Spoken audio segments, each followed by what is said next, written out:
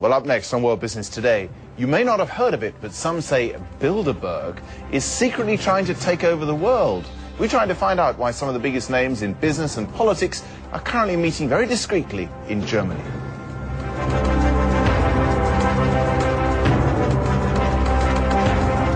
Conspiracy or cozy talking shop? The Bilderberg Group is meeting in South Germany this week, at least according to the Financial Times, which says a group of powerful men and women will debate the future of the world. The paper says the steering committee of Bilderberg includes Deutsche Bank boss Josef Ackermann, Nokia CEO Jorma Ollila, Daimler Chrysler's Jürgen Schrempp, and outgoing World Bank President James Wolfensohn. I asked John Ronson, who has written about Bilderberg, what it really is. Bilderberg is a meeting of powerful centrist industrialists and politicians. They always meet in secret once a year in a five-star hotel with golfing facilities, and they've taken on the image for conspiracy theorists of the fabled shadowy cabal that secretly rules the world. Are they?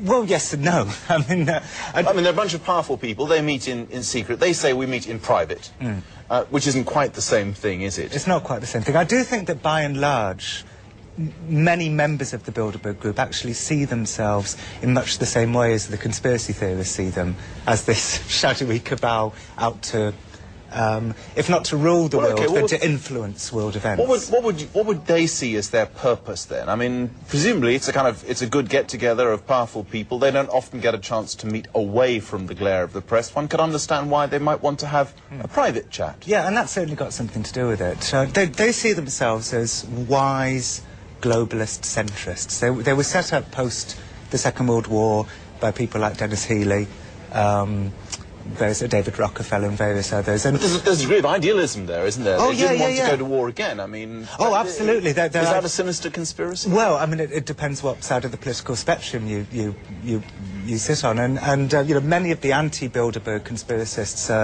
are right-wingers who see themselves as twigs in a tidal wave of globalization. They see themselves as nationalists.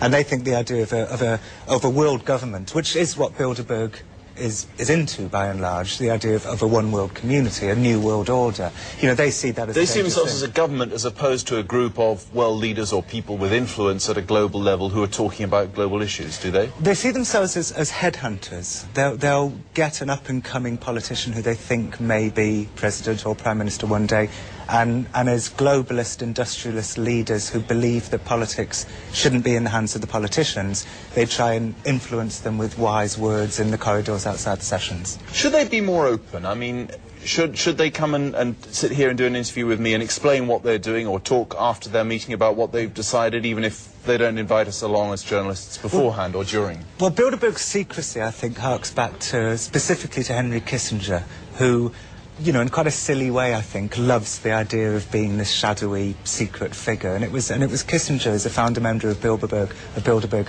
who had this idea to be this kind of secret organisation in quite a silly way, really. So, and I think some members, I mean, Lord Owen said to me at one point that, you know, he wishes... That's the former British Foreign Secretary and leader of the Social Democratic Party. Yeah, and he said he kind of wished Bilderberg, you know, didn't quite have this air of secrecy, because it gives rise to tremendous conspiracy theories.